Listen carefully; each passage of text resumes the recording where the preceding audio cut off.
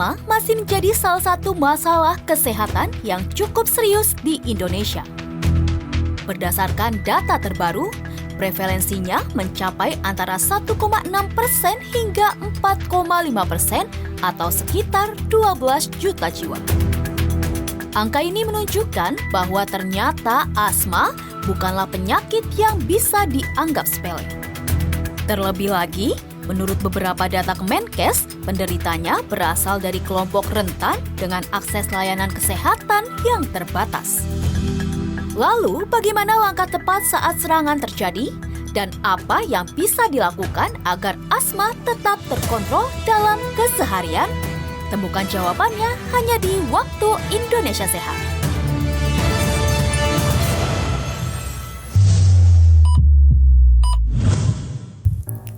Mumpung belum ada KJ, kayaknya enak juga nih nyobain di kursi panas ini nih. Ada Dokcai, ada Pebi.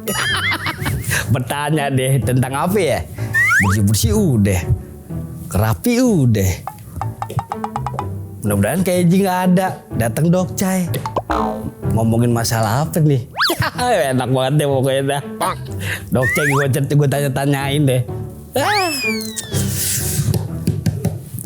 Asik. Tanya kalau udah tanya.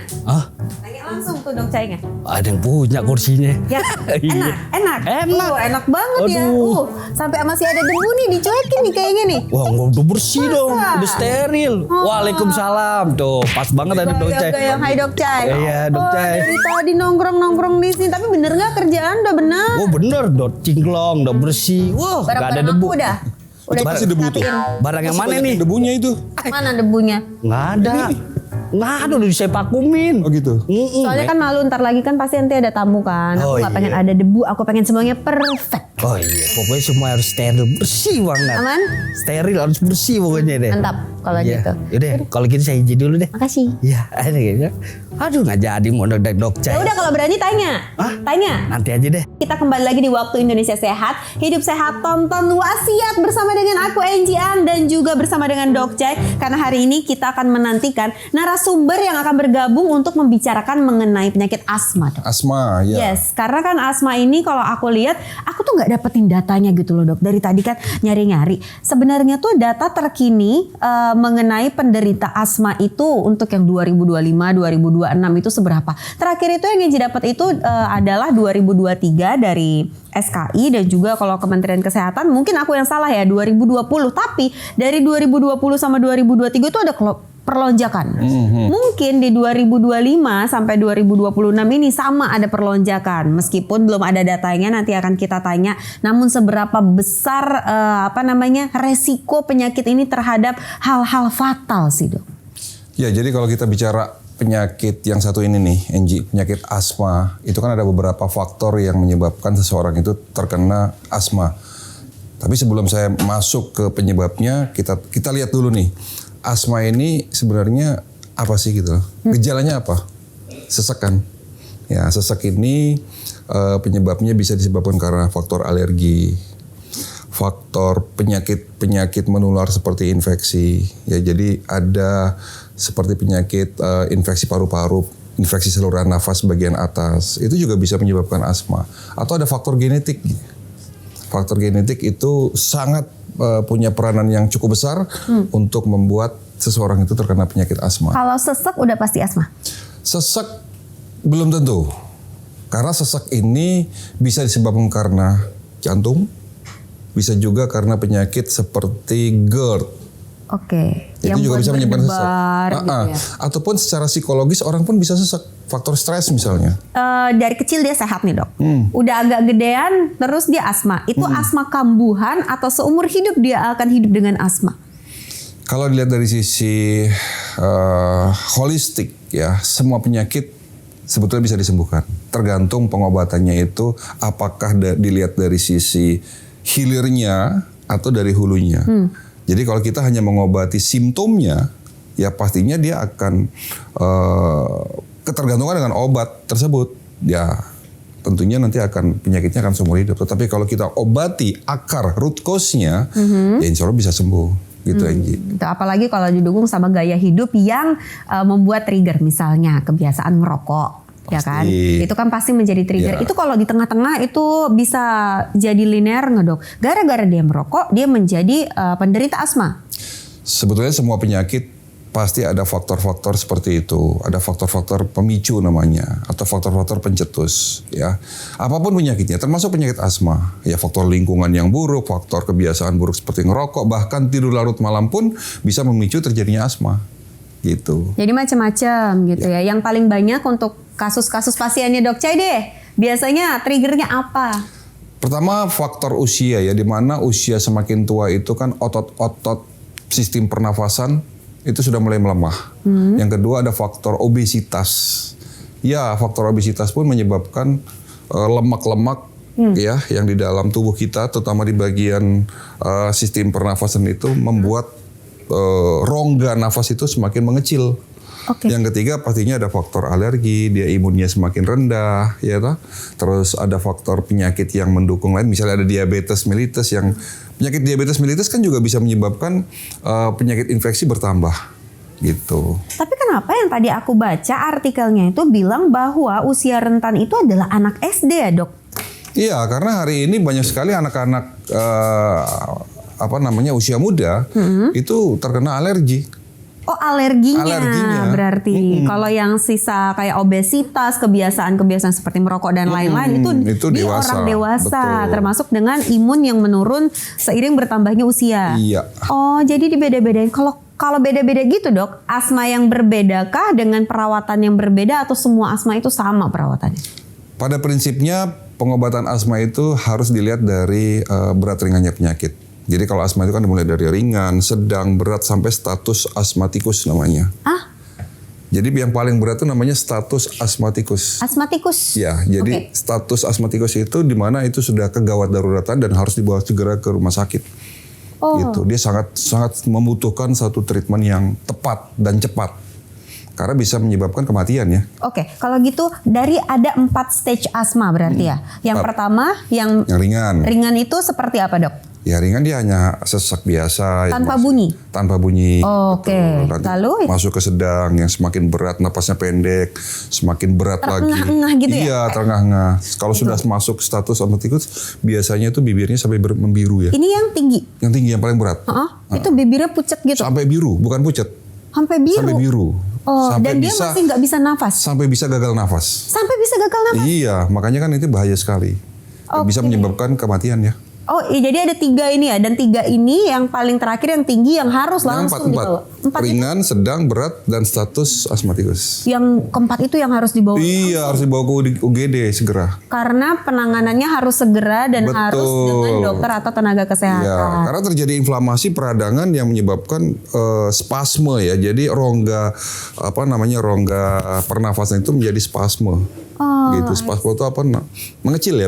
Nah, itu harus diberikan suntikan-suntikan obat-obatan tertentu. Ada injek berarti Iya. Dok ya. Itu dia saran-saran dari Dok Chai mengenai ada 4 stages dari asma. Nanti akan kita lanjutkan lagi membahas mengenai penyakit yang satu ini. Jangan kemana-mana, tetaplah di Waktu Indonesia Sehat, Hidup Sehat, tonton wasiat.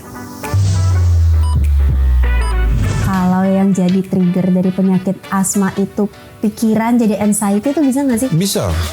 Ya, jadi pada saat kita stres ya, kan ada yang namanya hormon kortisol. Karena namanya faktor genetik itu kan ada prosentase. Nah, ditambah dengan lifestyle yang tidak bagus, imun yang buruk, ya pasti akan mempercepat penyakit itu muncul. Kotor, jadi harus diganti lagi kan, baby? Bener kayak Enji. Ini udah 3 minggu sih nggak ganti-ganti. Astagfirullahaladzim. Ya Allah ya Tuhan.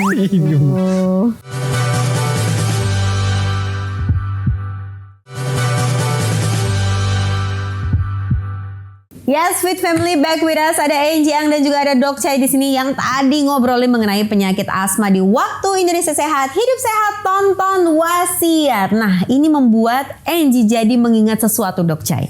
Jadi ada orang yang Angie kenal. Dia kayaknya hampir setiap malam pakai yang gini-gini tuh, Dok. Apa tuh namanya? Inhaler. Inhaler, ya. Inhaler. Tapi dia itu olahraganya lari. Bener-bener yang larinya tuh yang full maraton gitu. Nah, kenapa itu seperti kontradiktif ya Dok ya? Dia asma, pakai bantuan alat, tapi dia lari sampai full maraton. Kok bisa gitu ya? Ya bisa aja, karena kan memang setiap penyakit selalu ada berat ringannya. Itu harus kita lihat ya. Kalau memang dia masih ringan penyakit asmanya ya nggak ada masalah. Apalagi kalau misalnya jantungnya masih sehat, gitu. Oh, penyakit asma itu yang kita derita belum tentu kita tidak sehat gitu maksudnya atau gimana? Iya, penyakit asma itu kan kambuhan. Dia sangat erat hubungannya dengan faktor lingkungan ya. Jadi kalau lingkungannya bersih, udaranya pun tidak terlalu dingin, ya penyakit asma tidak akan kambuh. Iya. Dok, kalau yang jadi trigger dari penyakit asma itu pikiran jadi anxiety itu bisa nggak sih? Bisa. Ya, jadi pada saat kita stres ya, kan ada yang namanya hormon kortisol itu dirilis lebih banyak. Nah, efek samping dari hormon kortisol itu akan menyebabkan inflamasi, peradangan di tubuh kita. Ada salah satu peradangan yang paling cepat terjadi itu di sistem pernafasan dan pencernaan. Pada saat pernafasan meradang, apalagi nanti pencernaan juga meradang, ya, asam lambung naik, GERD, nah itu semakin memicu terjadinya asma. Penanganan orang yang sesek gara-gara asma sama sesek gara-gara anxiety atau GERD dan lain-lain sama nggak dok? Yang paling penting simptomnya harus segera ditangani. Jadi kalau misalnya asma ya harus segera ditangani seseknya. Seperti itu. Nanti setelah itu baru dilihat root cause-nya, akarnya penyakitnya apa, itu yang diobati. Oke. Terus kalau misalkan dalam satu keluarga dok secara genetik gitu, itu orang tuanya udah pasti udah menderita asma, anak-anaknya udah pasti. Belum tentu, karena tidak ada penyakit keturunan, Enji. Gimana maksudnya? Karena tidak ada penyakit keturunan, jadi belum tentu orang tuanya sakit asma atau penyakit tertentu, lalu anaknya 100% pasti kena penyakit asma. Karena namanya faktor genetik itu kan ada prosentase. Nah, ditambah dengan lifestyle yang tidak bagus, imun yang buruk, ya pasti akan mempercepat penyakit itu muncul. Ya. Jadi ada chance-nya, tapi belum tentu Belum tentu, udah betul, pasti, iya ya dong. Kan? Makanya tadi saya bilang tidak ada penyakit keturunan. Penyakit kutukan penyakit bahasanya. turunan yang jelek-jelek gitu Iya. lah ya gitu. Kecuali kalau misalnya tadi ada di lingkungan yang rokokan semuanya asap-asap. Terus tapi kan kalau kita hidup di kota besar itu dia akrab sama polusi. Ya pasti. Dan daya tahan tubuh menurun. Ya, itu juga bisa menyebabkan terjadinya asma. Makanan. Semuanya. Apa semuanya boleh, semuanya nggak boleh? Ya artinya semua penyakit itu selalu berhubungan dengan faktor kesehatan mental, ya, mental health. Yang kedua adalah faktor makanan, faktor tidur, faktor lingkungan, macam-macam, Anji. Termasuk penyakit asma. Ya, masa ada makanan yang trigger asma sih dok? Yang makanan-makanan seperti gorengan yang menyebabkan peradangan. Oh radangnya. Iya meradang, jadi inflamasi yang terjadi di sistem pencernaan dia akan memicu juga inflamasi di sistem pernafasan. Oh baru ngerti loh, karena mikirnya kan itu secara orang umum gitu ya dok ya. Pasti semuanya tuh hanya yang terkait dengan pernafasan. Tapi ternyata triggernya dari makanan yang berminyak. Iya. Jadi radang. Itu secara langsung. Secara jangka panjangnya pada saat kita terus makan makanan yang tidak bagus, daya tahan tubuh kita menurun yang pada akhirnya mudah sakit. Nah pada akhirnya muncullah penyakit-penyakit infeksi di saluran nafas. Itu bisa menyebabkan asma juga. Berarti dia olahraganya harus yang meditasi, yang yoga. Olahraga yang baik, yang teratur, terukur, dan sesuai umur. Oh nggak ada spesifik malah? Teratur, terukur, sesuai umur. Itu Jangan dipaksain. Jangan dipaksain. Teratur, olahraga yang baik itu ya dia harus teratur seminggu. Kalau memang seminggu bisanya 2 kali ya 2 kali. Setiap hari bagus. Terukur, jangan ngoyo. Jangan terlalu over olahraganya, karena over olahraga pun bisa menyebabkan oksidasi naik yang pada akhirnya menyebabkan daya tahan tubuh menurun justru, gitu kan? Dan yang ketiga sesuai umur sudah 60 tahun ya jangan olahraga yang sifatnya kompetisi. High rocks gitu. Ah. Tapi ada tahu. Tapi ya terserah mana tahu itu sesuai dengan kemampuan ya kan, sekali lagi Iya. yang penting kalau olahraga itu yang penting kita fun dan juga sesuai dengan kapasitas kita lah dok ya, jangan ngoyo-ngoyo. Tapi kalau berkaitan sama asma tadi aku pikir hanya untuk olahraga yang sifatnya meditasi, terus yoga yang kalem-kalem gitu dok, karena itu kan melatih pernafasan katanya kan. Betul. Bener tapi tidak 100% harus begitu. atau gimana? Oh, Betul, tidak harus begitu. Berarti Intinya nggak ada olahraga-olahraga yang dihindari asal tidak ngoyo. yes. Oh gitu. Kirain. Terima kasih loh Dok Chai sudah memberikan ini jawaban dari pertanyaan-pertanyaan tadi. Nah, kalau yang dari pendekatan holistik, Dok Chai menanganinya bagaimana? Meditasi juga kan? Kembali lagi pengobatan holistik itu bukan hanya sekedar mengobati hilir atau mengobati simptom. Rasa sakit yang kita rasakan selama ini sesungguhnya itu bukan penyakit, itu hanya sebuah alarm. Ya, jadi cara tubuh ngasih tahu kita, cara tubuh lagi protes, cara tubuh minta haknya. Nah, kita cari tahu nih, kenapa kok tubuh kita protes? Itu yang harus kita tangani. Contoh misalnya kita sesak, ternyata karena memang gaya hidup kita salah. Ya kan, misalnya sering stres, terus makannya nggak bagus, sehingga imunnya kita turun. Itu kita harus lakukan perubahan itu dulu.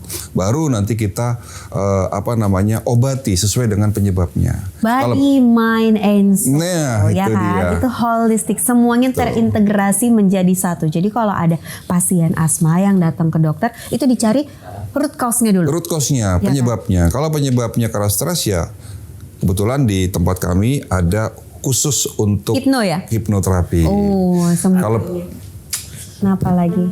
Tadi habis bersih-bersih. Jangan gitu di depan iya. muka, jangan debu. Oh iya.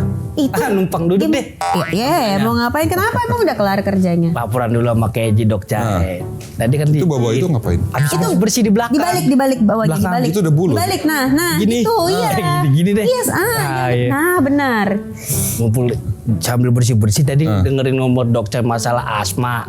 Kan jadi ngaruh juga nih kita bersih-bersih nih. Masuknya gimana ya? Debu terus sambil merokok ya kan? Itu akan menimbulkan asma apa bengek sih, Dok? Ya asma bengek sama aja. Gimana sih? Sama lah. Oh sama ya? Iya. Oh sama. Makanya kalau pada saat bersih-bersih pakai masker. Oh gitu. Oh, iya, Nah, itu pas, kok masker? Pakai masker. Iya. Tapi Kan Dok, selesai. sebenarnya pemakaian masker itu nggak bisa satu masker dipakai terus-terusan juga kan? Oh, iya dong. Itu kotor, jadi harus diganti lagi kan, Wah, Baby? bener kayak Enji. Dia udah 3 minggu sih nggak ganti-ganti. Astagfirullahaladzim. Ya Allah ya Tuhan. Bakteri yang ada masuk ke dalam sistem pernafasan yang menyebabkan infeksi justru. Oh gitu. Iya. Faktor juga dari masker Iya nih. betul. Minimal berapa kali sekali nih? Ya setiap 2 jam 3 jam ganti. Oh. Kalau dipakai terus ya. Oh. Intinya mau nanya masker atau nanya apa? Yang awal tadi apa tuh? Gak tahu. Perokok, Dok. Yang Ngaruh rokok juga. kenapa? Itu apa? Mengaruh dengan penyakit asma gak? Perokok pasif misalnya. Jawaban pasif atau aktif nih mau yang Ya ditanya? dua-duanya deh biar lengkap. Oke, jadi kalau bicara masalah rokok kita lihat dari jangka pendek atau jangka panjang. Kalau jangka pendek ya kalau memang seorang ini ada asmanya ya pasti akan memicu munculnya sesak ya. Tetapi kalau jangka panjang ya pastinya ngerokok itu akan menyebabkan oksidasi naik ya kan, daya tahan tubuh menurun, akhirnya muncul penyakit-penyakit, salah satunya adalah penyakit infeksi saluran nafas. Oh. Asma lagi munculnya. Seperti itu. Nih maaf nih, misalkan saya merokok. Heeh. Yang tidak perokok tapi penyebab juga jadi asma gak, Dok? Ya belum tentu. Kalau daya tahan tubuh saya bagus ya saya nggak akan kena asma. Wah sombong berarti. Iya dong. Tubuhnya ya. Kita aja deh. Saya tinggal dulu ke belakang lagi. Udah Kayak gitu Enji. aja? Iya, ngasih tahu Mbak Keji dia udah bersih-bersih belakang. Ya udah itu dijemur, ditepok-tepok di luar biar Oh, iya. debunya nggak nempel ya. Sip, makasih. Dok Cai. Ya yuk. Kadang-kadang kalau lagi gercep Dok itu nggak jadi asisten lagi, dia bersihin satu rumah. Kadang-kadang saya bingung itu asisten atau ART tapi yang penting dia mah senang. Cuman kayaknya lebih senang dengerin Dok Cek kalau tiap datang ke sini ada aja yang dibahas. Tapi itulah Kang Febi ya Dok ya. Cuman memang tadi tuh bener Dok. Kalau masker dipakai terus-terusan itu kan nggak boleh juga ya Dok ya. Iya. Karena bakteri nempel. Begitupun apa Bakteri gloves nempel. ya kan. Betul, betul. Semua yang kita pakai untuk menghindari kayak kemarin waktu zaman-zaman Covid itu kan harus berulang diganti ya Dok ya. Diganti disposable kan namanya juga disposable. Jadi memang harus diganti secara Kalau di berkala. tenaga kesehatan tuh Dok emang ada pakemnya. Apa yang udah dipakai, berapa ganti pasien, ganti lagi gitu. Iya dong. Ya paling tidak 2-3 jam sekali harus diganti. Menghindari ya. Baiklah kalau begitu Fit Family setelah ini kita akan lanjut lagi ya ngobrol tentang asma. Nah ini nih tamu yang dari tadi ditunggu-tunggu sama Enji dan juga Dok Cai udah sampai. Siapa dia? Jangan kemana-mana, tetaplah di Waktu Indonesia Sehat. Hidup sehat, tonton wasiat. Halo Dok, apa dokter. kabar? Salam kenal Dokter Eva, silakan duduk. Terus tiba-tiba dia duduk. Napasnya kok berat. Nah itu udah harus orang tua udah mulai aware. Oh kayaknya anak aku ada masalah dengan pernafasannya. Itu gejalanya mirip seperti asma juga. Penyakit tetralogy of Fallot itu yang menyebabkan pada akhirnya pun muncul sesak. Jadi yang paling penting pada saat orang tua melihat anaknya sesak ya harus segera dibawa ke rumah sakit.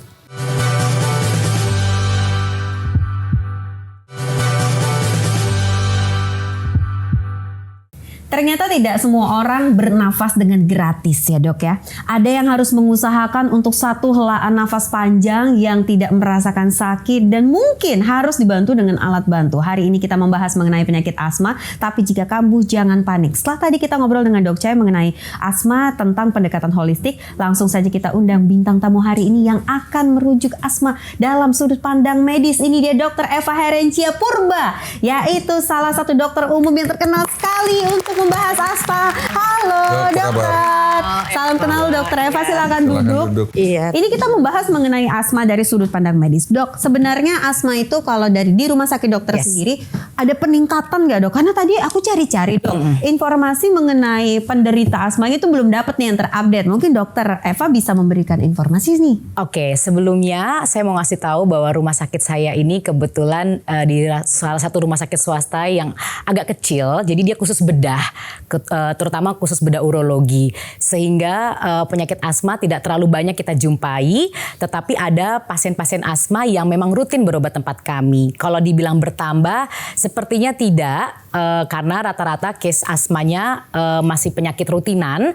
Tetapi yang paling muncul sering ini biasanya di anak-anak yang ternyata terupdate. Jadi orang tuanya tidak tahu kalau ada asma, ternyata baru muncul di usia mungkin late onset ya, 3 atau 5 tahun. 3-5 tahun berarti Iya, ketika dia sudah belum SD aktif-aktifnya, ya? betul. Oh, kok bisa sih dok? Apa genetik? Tapi dokter nggak ada nih. Ini gimana dok? Sebenarnya kenapa anak usia sangat belia, balita, batita itu bisa kena asma? Oke, jadi sebetulnya tadi dok saya udah menyinggung juga kalau memang nggak ada penyakit genetik. Jadi memang chance-nya aja yang kita tidak bisa tahu seseorang itu, anak itu dilahirkan apakah dia full terkena asma apa tidak, apalagi kalau orang tuanya memang ada turunan. Nah, tetapi mungkin baru kelihatan itu di usia yang ketika anak itu sudah mulai aktif. Biasanya dia mulai aktif, banyak bermain, beraktivitas, explore dengan dunia luar ya. Jadi mulai terpapar lah dengan alergen. Mungkin juga terpapar dengan polusi yang akhirnya baru muncul pada saat usia-usia di toddler itu. Berarti kalau kita punya anak sebagai orang tua, apa yang harus kita lihat? Takutnya ini gejala asma dan harus butuh penanganan. Oke, nah yang paling penting kalau orang tua ini udah tahu nih anaknya kok kayaknya gampang ngos-ngosan ya. Paling sering tuh gitu, misalkan anaknya aktif lari-lari. Terus tiba-tiba dia duduk, napasnya kok berat. Nah itu udah harus orang tua udah mulai aware. Oh kayaknya anak aku ada masalah dengan pernafasannya. Ditambahi kalau anak itu ketika dia membuang nafas bunyinya mengik. Oh yang tadi dok saya. Ya, mengik. Itu Emang anak-anak juga ada bunyinya? selalu ada bunyi mengik ketika asma itu sudah berat. Tahun ini kita di hari asmanya topiknya Ya, inhaler. betul, ya, Dok, ya? inhaler, Ini mengenai karena kan tiap tahun beda-beda. Betul. Tahun ini tentang inhaler. Sebenarnya inhaler ini dibedakan beberapa macam tergantung apa dok? Kegunaankah atau usia? Tergantung kegunaannya dan juga ringan, sedang dan beratnya dari kondisi asma. Jadi paling sering kita mendengar itu inhaler ada namanya bronchodilator. Jadi bronchodilator itu semacam obat untuk merilekskan otot-otot pernafasan agar otot-ototnya berkembang lebih sempurna.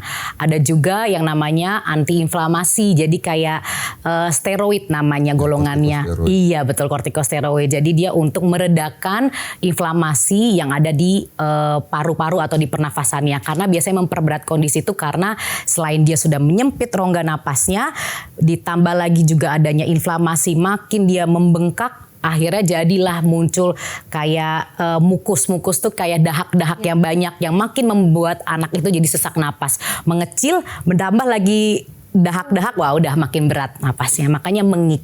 Namun gini Anji, jadi kalau kita tadi bicara masalah sesak pada anak, ya penyebab itu banyak. Jadi bukan hanya bicara masalah asma. Hari ini banyak sekali anak-anak itu terkena penyakit jantung bawaan ya. Itu gejalanya mirip seperti asma juga. Penyakit tetralogy-of-Fallot itu yang menyebabkan pada akhirnya pun muncul sesak. Jadi yang paling penting pada saat orang tua melihat anaknya sesak ya harus segera dibawa ke rumah sakit. Gitu. Maaf nih dok. Ada nggak chance IGD menolak anak? Kalau mungkin orang tuanya tidak bisa talkative untuk menjelaskan bagaimana kondisi anak, walaupun feelingnya anak saya nih ada something wrong nih, tapi tidak bisa mengomunikasikan sama tenaga kesehatan di sana dan ditolak. Karena beberapa kali ada kejadian seperti itu. Oke Mbak Enji, kalau untuk ditolak sejauh ini saya bekerja tidak ada. Tetapi komunikasi orang tua kepada anak yang susah untuk mengungkapkan itu banyak sekali. Dan terutama pada saat saya bekerja di rumah sakit daerah dan terpencil, sangat banyak orang tua mungkin juga yang kurang bisa mengkomunikasikan. Apalagi terlambat penanganan karena mungkin ya itu tadi ya tidak terurus dan tidak tercatch up dengan baik. Berarti jangan takut untuk membawa anak diperiksa ya dok ya, Betul. karena beberapa ada stigma yang kayak anak masih gejala awal gitu atau nanti dokternya bingung atau gimana, tapi jangan takut untuk itu ya dok ya. Tenaga kesehatan kita profesional anyway ya, Fit Family. Dan sekarang saya akan mengajak Dok Eva dan juga Dok Choi untuk melihat ini ada pertanyaan dari Fit Family. Mari kita lihat yang pertama. Halo dok, aku mau tanya kalau semisal kita deket sama orang nih yang perokok, kira-kira itu bisa bikin asma nggak? Terima kasih dok. Sebenarnya pertanyaan sama kayak Kang Ya, Febi iya. tadi ya dok Iya, Choi ya. belum jawab ya. Iya, tentang perokok pasif. Nah mungkin lebih ditegaskan lagi, tadi udah dari holistik, dari medis gimana dok? Oke, jadi perokok pasif dan perokok aktif itu bisa juga ya mencetuskan seseorang, mungkin terjadi adanya reaksi di pernafasannya. Nah, cuma yang mungkin hampir-hampir mirip nih asma dengan PPOK. Apa itu? Ya, PPOK itu dia yang obstruktifnya, yang kronis. Jadi penyempitan paru, obstruktif kronis itu paling sering terjadi pada orang perokok. Baik aktif maupun pasif. Pasif juga, Dok? Betul, betul banget. Jadi saya dulu waktu belajar saya kira bahwa PPOK itu hanya terjadi pada orang yang perokok aktif. Ternyata setelah saya ketemu pasien, diajarin sama dokter spesialis saya, ternyata ketemu juga yang pasif dok. Jadi dia misalnya seorang istri ya bersama suami udah 30 tahunan lebih, dengan suaminya juga perokok yang sangat aktif sekali. Ternyata istrinya bisa ada change untuk jadi PPOK. Jadi bedanya adalah selain dia mengik dan sesak, yaitu dahaknya yang wah mantep banget, kental banget, kuning kehijauan. Oh. Dan dia ketika batuk itu heboh banget. Beda kayak asma. Kalau asma mungkin batuknya ya mungkin masih gimana gitu ya. Kalau ini heboh banget sampai dia tuh napas aja udah agak susah. Ini istrinya? Dari istrinya maupun juga dari suaminya. Jadi maaf suaminya meninggal duluan, istrinya mengikuti. Jadi kurang lebih mereka bersama-sama pengobatan bersama. Itu waktu saya ketemu di saya sekolah dulu waktu koas. Kurang lebih gitu. Jadi mirip-mirip. Tuh Fit Family, dengerin dokter-dokternya bilang apa ya kan, nih yang di studio senyum-senyum dari tadi semuanya ya kan, ketawa lirik-lirikan. Sekarang kita lihat ya, ini adalah pertanyaan kedua selanjutnya. Halo dok, mau tanya dok, kalau anak kecil yang kena asma itu kira-kira masih bisa sembuh nggak ya? Soalnya keponakan saya tuh juga kena penyakit asma dok. Makasih dok. Anak kecil yang kena asma, pengobatannya harus seperti apa agar sembuh lepas dari inhaler dan juga ya penyakit jangka panjang lainnya dok? Oke. Bisa sembuh ada tapinya. Jadi tetap harus kita kontrol. Itu lagi kembali lagi karena tergantung dari derajat dari asmanya, ringan, sedang ataupun berat.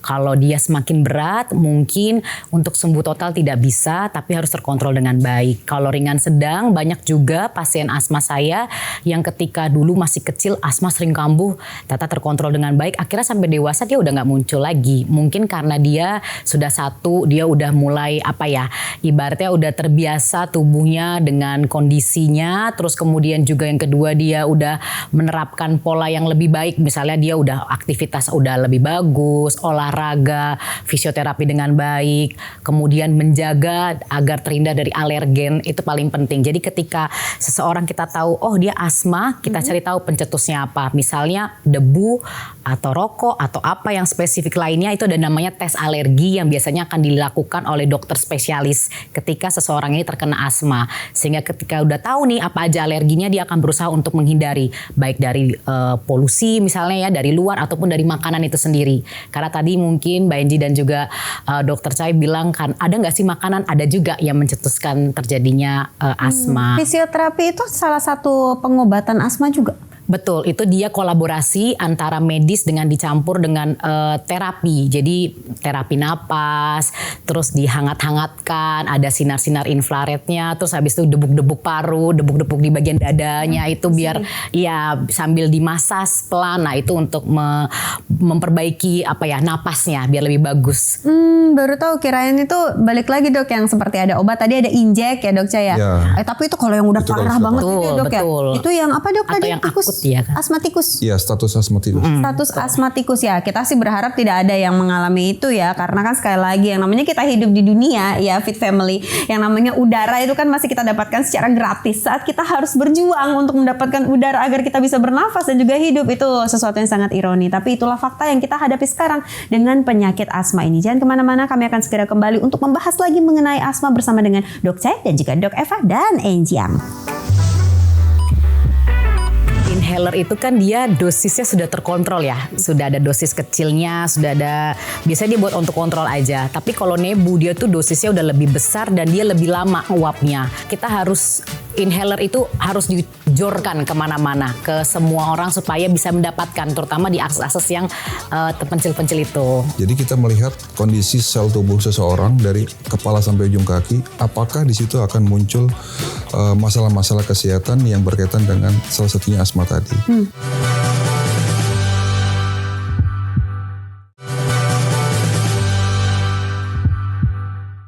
Asma kumat, jangan panik. Kenapa? Karena penjelasan dari Dok Chai dan juga Dok Eva harusnya membuat kita ini semakin bijak dalam menentukan langkah-langkah. Tapi pertanyaannya, apabila ada rekan kita atau kita sendiri yang mengalami kumatnya asma yang kita derita, penanganan pertamanya harus seperti apa, Dok Eva? Oke, baik, kalau udah biasanya sering terkena asma, pasti mereka itu punya obat dewanya, yaitu mereka punya inhaler. Nah, kita tanyakan, ada nggak inhalernya? Oh, kalau misalnya ada di tas, kita ambil, kita bantu berikan kepada pasien tersebut ya. Nah, kalau misalnya tidak membaik dengan 2-3 kali semprotan, kok masih tetap mengik, masih napasnya nggak enak, ada baiknya kita segera langsung melarikan ke rumah sakit. Kalau memang ada oksigen di sekitar, mungkin bisa kita bantu membawakan sambil ke rumah sakit. Jadi biar napasnya bisa lebih enak lagi. Jadi memang penderita asma itu udah tahu ininya lah ya, penanganannya ya, penanganan daruratnya dengan inhaler yang tadi udah kita bahas. Tapi ada kemungkinan itu tidak membaik ya Dok ya? Betul, sering banget juga kayak gitu. Waktu itu saya punya teman SMA juga dulu waktu belum jadi dokter. Jadi dia udah standby banget, tapi nggak membaik. Kita waktu lagi main di Dufan, wah ya biasa tercetus, terlalu excited, lupa makan mungkin ya dianya ya. Terus juga panas kondisi, wah banyak debu, kambuh lah saat itu, langsung dibawa ke, kebetulan situ kan ada kayak klinik kecilnya ya.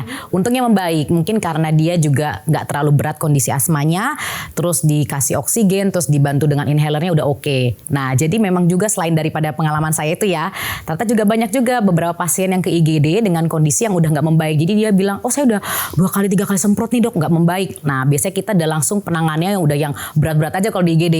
Oksigen itu pasti utama, oksigen. Terus kemudian yang kedua adalah nebu. Kalau dia udah nebulizer, betul yang buat anak-anak nebulizer, kita udah kombinasi deh itu bronchodilator plus sama si steroid itu. Baru kalau nggak membaik, injek, langsung dikasih suntikan steroid. Jadi penanganan awal kita langsung heboh-heboh aja dulu.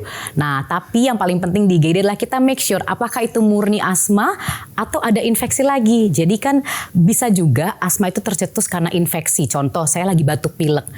Paling sering kambuh asmanya karena batuk pilek, karena dia sesek napasnya, tersumbat hidungnya. Terus yang kedua kita pastikan juga dengan ronsen, apalagi kalau kita dengar suara parunya, ih kok rame ya, nggak hanya wheezing aja, ada ronki, ada dahak, ada banyak. Kita ronsen biasanya kelihatannya ada pneumonia, ternyata ada radang paru. Jadi nggak hanya asma itu juga kita obati, tapi benar apa kata Dok Chai, rootnya kita cari tahu, root cause-nya itu apa aja. Pengecekan lanjutan itu sangat diperlukan apabila situasinya, kondisi pasien ini dibutuhkan ya Dok. Betul. Baik, kalau begitu sekarang Dok, kami akan mengajak dokter-dokter untuk melihat video yang seliweran di medsos mengenai asma, dan juga tadi udah disebut sama Dok Eva, ada nebulizernya. Coba seperti apa sih videonya? Kapan terakhir bertemu, bahkan ku sudah lupa. Emangnya dengan pakai nebulizer udah pasti next step gitu ya Dok? Kalau inhaler itu kan dia dosisnya sudah terkontrol ya, sudah ada dosis kecilnya, sudah ada, biasanya dia buat untuk kontrol aja. Tapi kalau nebu dia tuh dosisnya udah lebih besar dan dia lebih lama uapnya, bisa sampai 3 menitan. Jadi itu membantu banget untuk kita bisa lebih cepat pemulihannya, lebih cepat yang tadi sesek napas banget, jadi lebih membaik. Karena dikombinasikan juga biasanya ada yang tadi bronchodilator untuk melebarkan si bronkus, dan juga ada antiinflamasinya. Dok, pemakaian nebu itu bisa untuk orang flu aja enggak? Kalau anak-anak biasanya sering kita kasih bantu nebus sih kalau di rumah sakit. Karena anak-anak kan tidak bisa mengeluarkan dahak. Dia batuk tapi paling sering muntah. Jadi dahaknya kadang pun juga nggak keluar dengan maksimal. Biasanya dibantu dengan nebu dan juga fisioterapi kalau anak-anak. Paling sering banget kayak gitu. Apalagi kalau anaknya suka batuk pilek. Nah, Soalnya aku pernah Dok kemarin mau beli nebu sendiri ya kan. Karena aduh aku lagi flu nih gitu, nafasnya susah. Tapi nggak dibolehin sama apoteknya karena mungkin ngelihat kondisi aku gitu. Kebutuhannya aku hanya untuk hidung tersumbat. Aku pengen ya cara praktis aja. Tapi ternyata balik lagi tidak diperuntukkan sembarangan ya Dok ya. betul, karena memang side effect dari kan kayak tadi kita ngasih misalnya contoh yang paling sering banget kita Ventolin namanya. Itu semacam untuk melebarkan tadi ya. Itu side effectnya bisa bikin berdebar. Jadi duduk-dudukan. Jadi makanya itulah kenapa alat nebu itu tidak dijual bebas karena biasanya cairan-cairan yang dikasih itu aja. Nah takutnya side effectnya adalah jadi kita bikin takikardi. Apalagi kalau udah tua itu problem pada jantung kan juga banyak. Nah semakin dia diberikan itu dia juga berdebar. Nah makanya daripada itu kita harus hati-hati dalam pemberian. Makanya nggak sembarangan untuk nebu itu aksesnya diberikan. Untung gak jadi beli. Kemarin sempet Dok kayak gitu. Ayolah bilang sama apoteker gitu kan. Boleh lah bilang itu karena pengen yang cepat biar kerjanya juga enak gitu. Tapi sekali lagi orangnya juga bilang nggak bisa gitu. Apalagi ada obat-obat yang ditetes-tetes gitu kan Dok. Jangan sampai gara-gara dokter Google ya kan sih paling ngerti jadinya peruntukannya jadi beda. Anyway kembali lagi ke asma. Untuk dari sisi medisnya Dokter Eva, bagaimana dokter melihat penanganannya sejauh ini sampai tahun ini? Oke, yang saya lihat sih penanganan asma karena kebetulan kembali lagi ya Mbak, kita kan kerjanya di rumah sakit yang di daerah Jakarta ya, jadi pasti penanganannya cepat. Saya yakin juga begitu baik pemerintah ataupun swasta juga cepat. Tapi rata-rata mungkin yang daerah terpencil yang mungkin akses juga masih sedikit ya, rumah sakit terbatas, biasanya kan garda terdepan itu adalah puskesmas atau pustu gitu ya. Nah jadinya di situ belum terlalu lengkap alat-alatnya, baik itu dari nebu atau obat-obatannya. Itulah kenapa sesuai dengan tema asma di tahun ini dinyatakan bahwa kita harus inhaler itu harus dijorkan kemana-mana ke semua orang supaya bisa mendapatkan, terutama di akses-akses yang terpencil-pencil itu. Dari holistik pendekatannya gimana Dok? Sama? Pada prinsipnya sama. Jadi kalau melihat anak kita ada tanda-tanda serangan asma ya harus segera dilakukan seperti yang tadi Dokter Eva bilang. Tes alergi apa sama. Gitu sama aja sebenarnya. Tinggal apa yang buat beda? Metode penyembuhannya atau? Yang membuat beda pastinya kalau holistik itu kan lebih kepada nutrisi ya. Jadi memberikan nutrisi yang baik kepada anak itu jauh lebih penting untuk perkembangan kedepannya. Seperti itu. Terus kalau kita menderita asma gitu atau udah ada gejala-gejala awal gitu, apakah kita harus langsung memeriksakan diri atau ada yang harus kita konsumsi atau kegiatan yang harus dilakukan lebih dulu?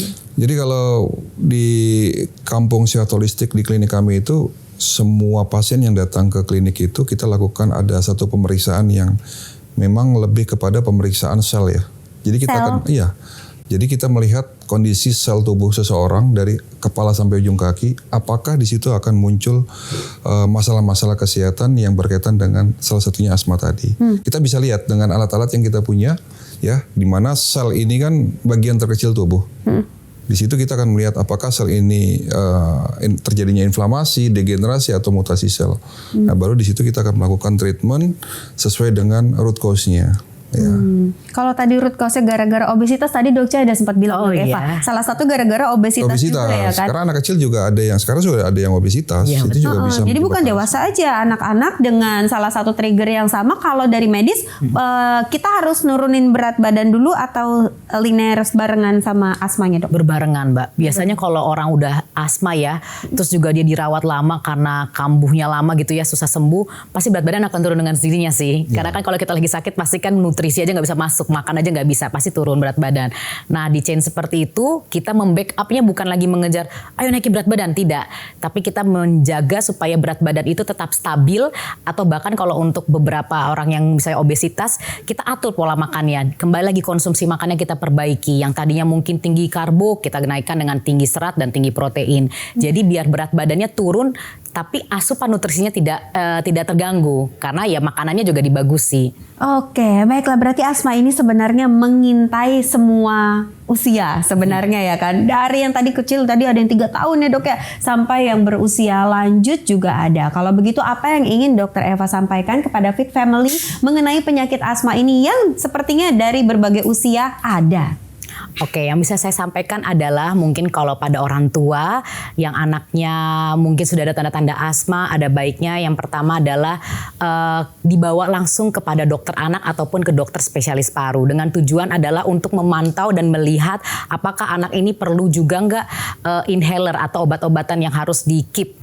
Atau kalau misalnya yang ringan biasanya dokter tidak memberikan inhaler.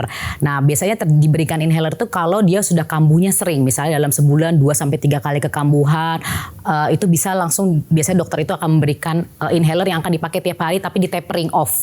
Tapi kalau misalnya dia ringan, nah biasanya dokter akan berkata kita cari tahu nih alergennya apa, kita cari tahu pemicunya apa.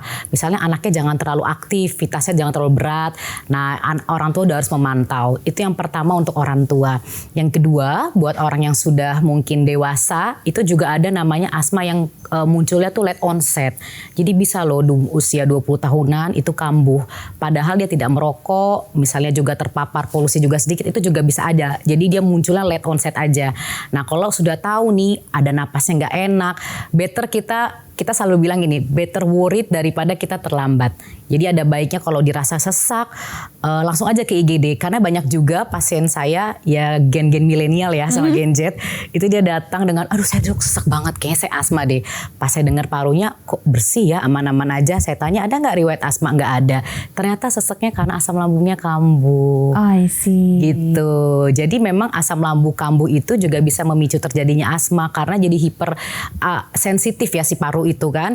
Jadi apalagi kalau cairan lambungnya tuh naik heboh sampai mengiritasi ke kerongkongan, bisa banget itu bisa jadi GERD ya? Iya betul dokter, jadi bikin asma kambuh apalagi kalau dia udah punya riwayat asma. Nah jadi itu better banget, baiknya kalau kita datang ke dokter daripada kita mencari-cari tahu nih ini bener gak ya, ini bener gak, daripada salah pengobatan. Jangan self-diagnose berarti ya. Betul. Ya. Iya. Terima kasih banyak Dokter Eva udah datang ke sini ngobrol soal asma, dan juga terima kasih Dok C untuk pendekatan holistiknya yang tadi, tapi Dok C masih ada utang. Seperti biasa, tips sehat. Iya, mengenai asma, apakah yang hari ini akan diberikan mengenai pengobatan atau penambah imun? Jangan dijawab. Biarkan Fit Family menebak-nebak, jangan kemana-mana. Angie akan segera kembali menemani kamu bersama dengan Dok C.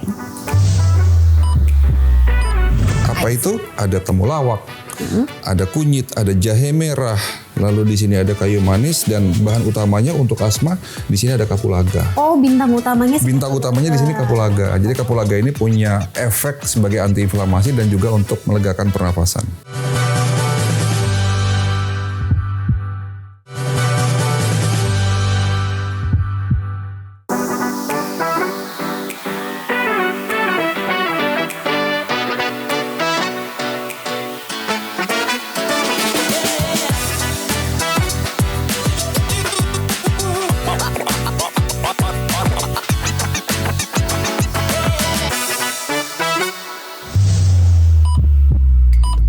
Ayo Fit Family yang udah menantikan resep apa sih yang mau diberikan oleh Dok Cai hari ini mengenai asma. Tapi ini untuk pengobatan asma atau meredakan asma atau apa nih Dok? Kalau asmanya masih ringan, ini bisa menjadi pengobatan. Namun kalau kita melihat anak kita atau keluarga kita yang sudah terkena asma, kondisinya sangat berat, ya harus segera dibawa ke rumah sakit, Angie. Oke, berarti Ya. ini meredakan ya? Meredakan. Lebih ke sifatnya preventif juga. Oke, apa yang kita punya hari ini? Jadi bahan-bahan yang ada di depan kita ini, Angie, semuanya saling bersinergi yang berfungsi untuk antiinflamasi, ya, atau anti peradangan, antibiotik alami untuk meningkatkan imun, untuk melegakan tenggorokan, dan untuk mengencerkan dahak.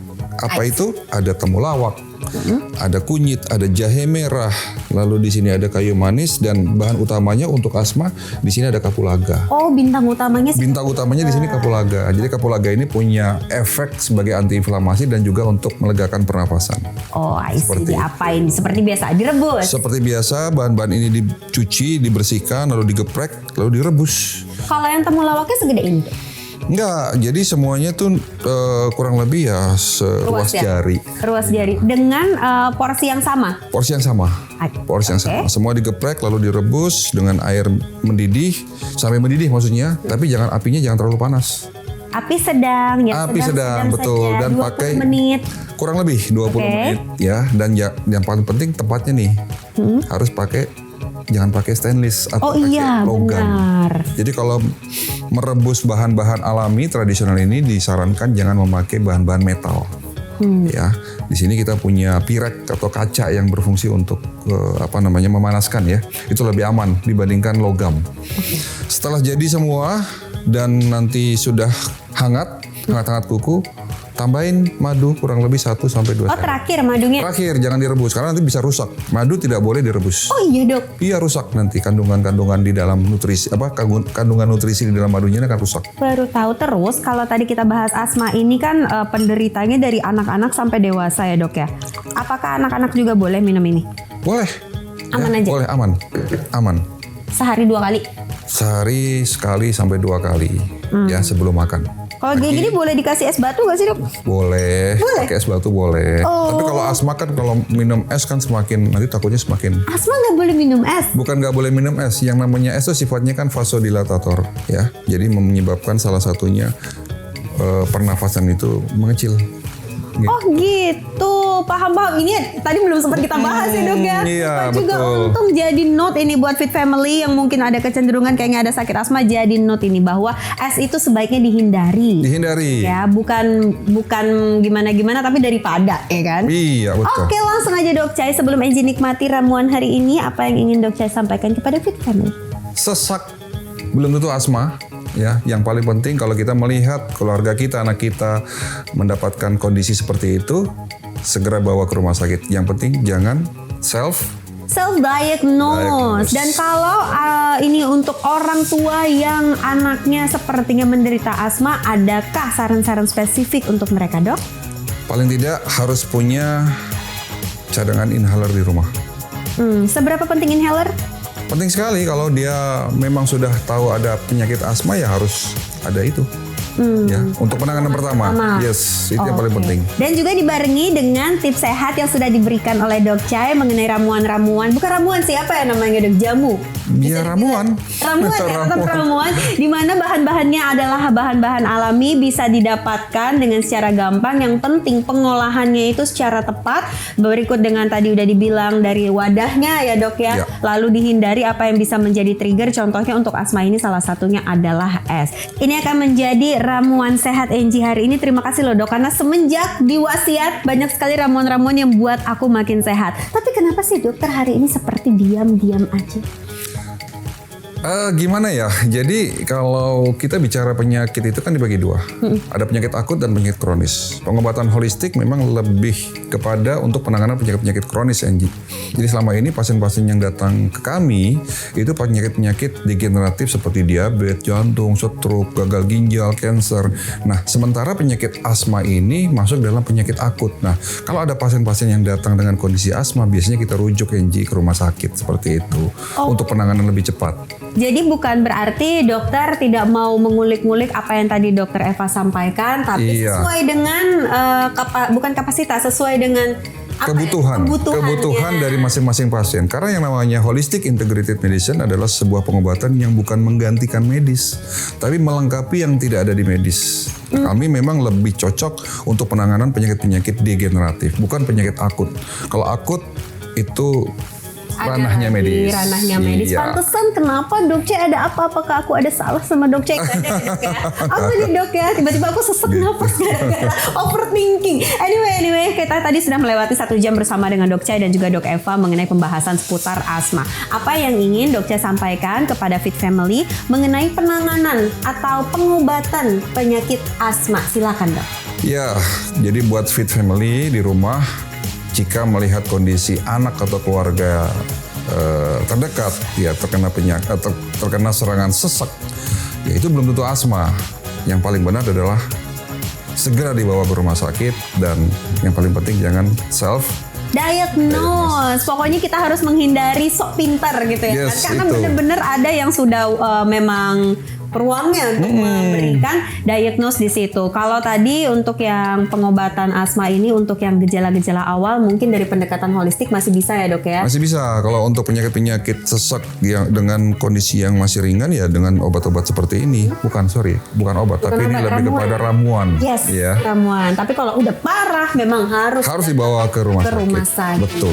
Baik kok kalau begitu, Fit Family jangan lupa ya. Ini setiap minggunya pasti akan kami berikan topik-topik, tips-tips sehat dari Dok Chai yang pastinya berguna dan bahan-bahannya ini gampang banget ditemukan di kehidupan sehari-hari. Tinggal kalian praktekin di rumah. Ingat pengolahannya ini harus benar, termasuk dengan wadahnya, kapan diminumnya, dan juga takarannya ya dok ya. Iya. Jangan terlalu banyak ini atau itu. Pokoknya ikutin aja deh tips sehat ala Dok Chai. Dan sekarang waktunya Angie An dan juga Dok Chai pamit undur diri dulu. Jangan khawatir, kita ketemu lagi di minggu depan setiap hari Minggu jam 9 pagi. Dadah, sampai Di mana? ketemu lagi. Di mana? Di Garuda TV itu dong. dia di Garuda TV. Itu sehat, tonton Wasiat.